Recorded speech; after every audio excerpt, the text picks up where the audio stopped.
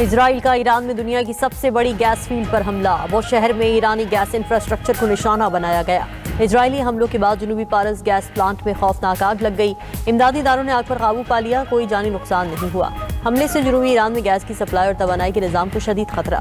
پاسداران انقلاب کا گیس تنصیبات پر حملوں کا جواب دینے کا اعلان۔ سعودی عرب، UAE اور قطر کی 5 بڑی تنصیبات سے انخلاء کی وارننگ۔ سعودی عرب کی سمارف ریفائنری اور جبیل پیٹرو کیمیکل کمپلیکس کو خالی کرنے کا انتباہ۔ ابوظہبی کے الحسن گیس فیلڈ کے ملازمین کو فوری علاقہ چھوڑنے کی ہدایت۔ قطر پیٹرو کیمیکل کمپلیکس اور منسلک دفاتر بھی خالی کرنے کا کہہ دیا۔ ادھر قطر کی ایران میں گیس تنصیبات پر اسرائیلی حملوں کی شدید مذمت۔ قطری ترجمان وزارت خارجہ کا کہنا ہے کہ توانائی کے انفراسٹرکچر کو نشانہ بنانا عالمی توانائی کی حفاظت کے لیے سنگین خطرہ ہے۔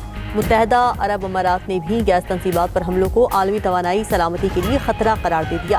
ادھر عالمی مارکیٹ میں گیس مہنگی ہو کر $3.049 کی ہو گئی۔ امریکی کروڈ آئل $2.52 اضافے سے $98.77 کا ہو گیا۔ برطانوی برنٹ آئل $5.36 مہنگا، قیمت $108 فی بیرل مقرر۔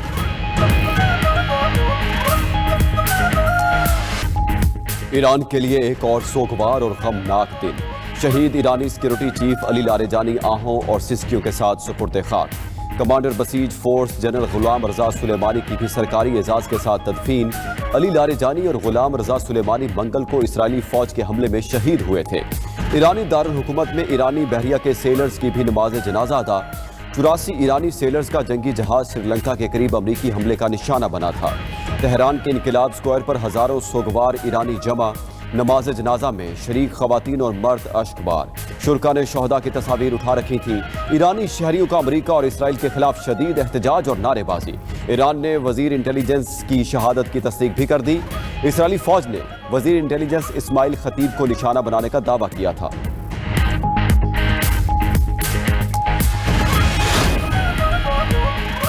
علی لاریجانی کا خون ایران کو تقویت بخشے گا۔ ایرانی سپریم لیڈر مجتبیٰ خامنائی کا ایرانی سیکیورٹی چیف کی شہادت پر رد عمل۔ کہا کہ علی لاریجانی کے خون کے ہر قطرے کی قیمت قاتل جلد ادا کریں گے۔ دشمن کا لاریجانی کو قتل کرنا ان کی شخصیت کی اہمیت کو ظاہر کرتا ہے۔ لاریجانی کے 5 دہائیوں کے کام نے انہیں ممتاز شخصیت بنایا۔ لاریجانی کو مختلف سیاسی، عسکری، سیکیورٹی اور ثقافتی شعبوں میں وسیع تجربہ حاصل تھا۔ ایرانی صدر مسعود پزشکیان کا اسماعیل خطیب، علی لاریجانی اور عزیز نصیر زادہ کی شہادت پر گہرے رنج و غم کا اظہار۔ کہا کہ ہمارے عزیز ساتھیوں کی شہادت پر پوری قوم سوگوار ہے۔ شہداء کمیشن پہلے سے زیادہ ثابت قدمی اور قوت کے ساتھ جاری رہے گا۔ شہادتوں کا دشمن سے سخت انتقام لیا جائے گا۔ امریکی صدر نے ایرانی قیادت کو مکمل ختم کرنے کا عندیہ دے دیا۔ ٹرمپ کا کہنا ہے کہ ایران کی باقی دہشت گرد ریاست کا مکمل خاتمہ کر دینا چاہیے۔ امریکہ آبنائے ہرمز کی حفاظت کی ذمہ داری سے دستبردار ہو سکتا ہے۔ آبنائے ہرمز استعمال کرنے والے ممالک خود اس کی سلامتی کے ذمہ دار بنے۔ اس اقدام سے ہمارے غیر فعال اتحادیوں کی آنکھیں فوری طور پر کھل جائیں گی۔ ہم وہ راستہ کیوں بچائیں جسے ہم خود استعمال ہی نہیں کرتے۔ ترجمان وائٹ ہاؤس کیرولین لیوٹ بولی کہ ایرانی حکومت کو تباہ کرنے کا سلسلہ جاری رکھیں گے۔ ایران میں آپریشن کے مقاصد واضح ہیں۔ ایران میں 7,800 سے زائد اہداف کو نشانہ بنا چکے، 100 سے زیادہ بحری جہاز تباہ کر دیے ہیں۔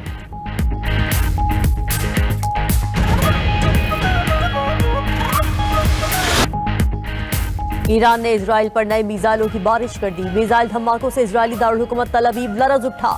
وسطی اسرائیل میں مسلسل دھماکوں کی آوازیں سنی گئیں۔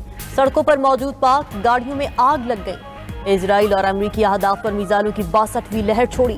ایران نے اسرائیل پر کلسٹر میزائلوں کا استعمال کیا۔ پاسداران انقلاب نے دعویٰ کیا ہے کہ دشمن کے 100 سے زائد اہداف کو نشانہ بنایا گیا۔ حملوں میں 200 اسرائیلی ہلاک اور زخمی ہوئے۔ ایرانی پاسداران انقلاب کا کہنا ہے کہ امریکی بالادستی کا دور ختم ہو چکا۔ امریکہ کو خطے سے نکلنا ہوگا یا پھر انجام کا سامنا کرنا ہوگا۔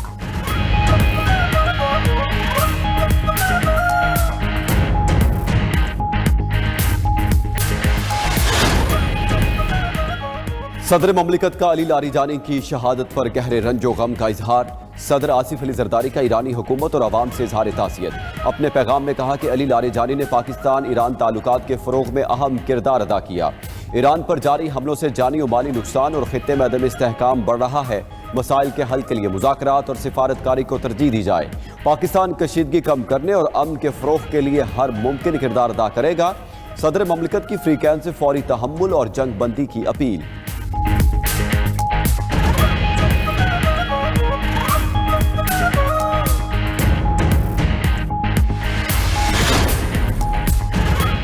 वज़ीर आज़म शहबाज शरीफ के कोयती वली अहद और अमान के सुल्तान से राब्ते, मशरक़ वस्ता की सूरत हाल और खित्ते में अमन इस्तेहकाम पर तबादला ख्याल। वज़ीर आज़म का मुज़ाकरात के ज़रिए मसाइल हल करने पर जोर। शहबाज शरीफ की कुवैत पर हमलों की शदीद मजम्मत। कुवैती अवाम से इज़हार यकजहती किया। दो तरफ़ा ताल्लुकात को मज़ीद फ़रोग़ देने के आज़म का यादा। वज़ीर आज़म का ओमान के सुल्तान हैसम बिन तारिक से भी टेलीफोनिक रब्ता। वज़ीर आज़म का ओमान में हमलों के दौरान कीमती जानों की ज़िया पर गहरे दुख का इजहार। अमन, इस्तेहकाम और तामीरी बातचीत को बरकरार रखने की अहमियत पर जोर दिया।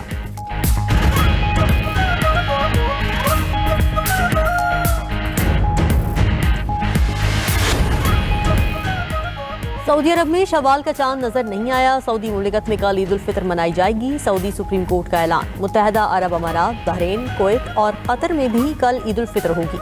फलस्तीन में भी ईद उल फितर जुम्मे को मनाई जाएगी। पाकिस्तान में रुयत हिलाल कमेटी का इजलास आज गुरूब आफ्ताब के बाद होगा। स्पाको के मुताबिक शवाल का नया चांद सुबह 6:23 पर पैदा होगा। गुरूब आफ्ताब के वक्त चांद की उम्र तकरीबन 12 घंटे 41 मिनट होगी। शाम को शवाल का चांद नजर आने के इम्कानात कम हैं। मुतवक्का तौर पर ईद उल फितर हफ्ता 21 मार्च को होगी।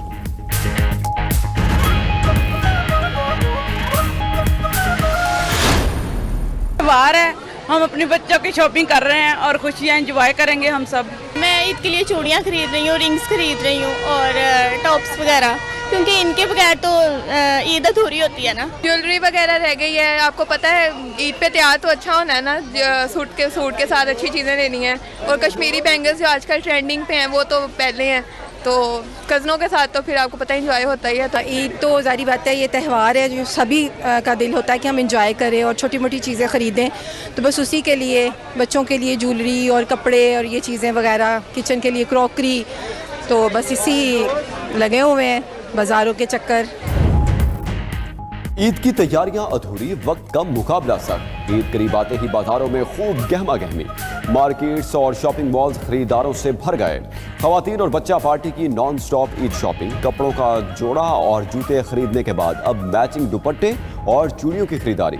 ज्वेलरी और मेहंदी के स्टॉल्स पर खवातीन की गहरी दिलचस्पी। ईद और मौसम की मुनासबत से कश्मीरी चूड़ियों, पिशावरी चप्पल, खेड़ी, वास्कोट और रेडीमेड मलबूसात की मांग में इजाफा।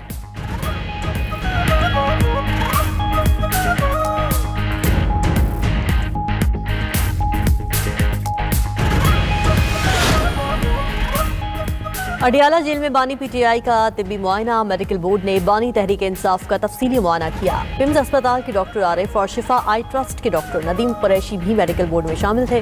तिब्बी मुआयने के दौरान बानी पीटीआई की अहलिया बुशरा बीवी भी मौजूद थी। मेडिकल बोर्ड अपनी रिपोर्ट मुरतब करके कमिश्नर इस्लामाबाद को पेश करेगी। बानी को अस्पताल मुंतकिल करने या ना करने के हवाले से भी बताया जाएगा।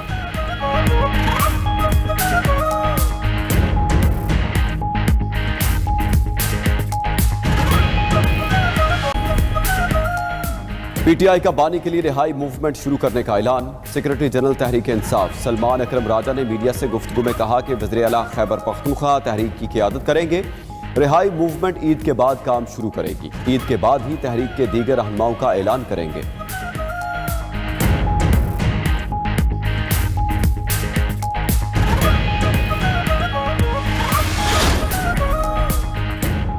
ईद पर बानी पीटीआई की उनके बच्चों से बात कराई जाए। वफाकी वज़ीर इत्तलात अता तारड़ का एक्स पर बयान। लिखा कि बानी के बेटे पाकिस्तानी शहरी के तौर पर पाकिस्तान आएँ, उनके क़याम के दौरान मुल्की क़वानीन की मुकम्मल पाबंदी करेंगे।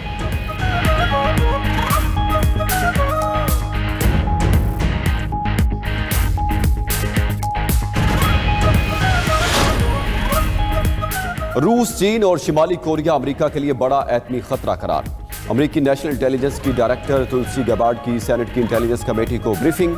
बताया कि जून के हमलों में ईरानी एटमी अफसूदगी प्रोग्राम तबाह कर दिया गया। ईरान अब भी मशरिक़ वस्ता में अमेरिकी मफादात को निशाना बनाने की सलाहियत रखता है। अगर ईरानी हुकूमत बरकरार रही तो वो मिसाइल और ड्रोन प्रोग्राम की बहाली के लिए तवील अमल शुरू करेगी। ईरान ने अब तक अफसूदगी प्रोग्राम की बहाली की कोई कोशिश नहीं की। चीन की खाम माल की तलब लातीनी अमेरिका में उसकी सरगर्मियों को बढ़ाएगी। चीन, रूस, ईरान, शिमाली कोरिया और गैर रियासती गिरोहों से साइबर खतरात हैं।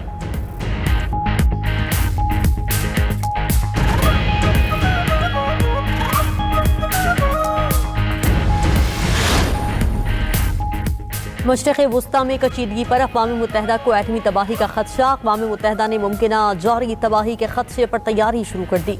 عالمی ادارہ صحت کے مطابق امریکہ اور اسرائیل کی ایرانی ایٹمی مقامات پر حملوں کے بعد صورتحال پر کڑی نظر رکھی جا رہی ہے۔ بدترین صورتحال میں ایٹمی حادثہ ہو سکتا ہے۔ اس کے اثرات نہ صرف خطے بلکہ پوری دنیا پر دہائیوں تک رہ سکتے ہیں۔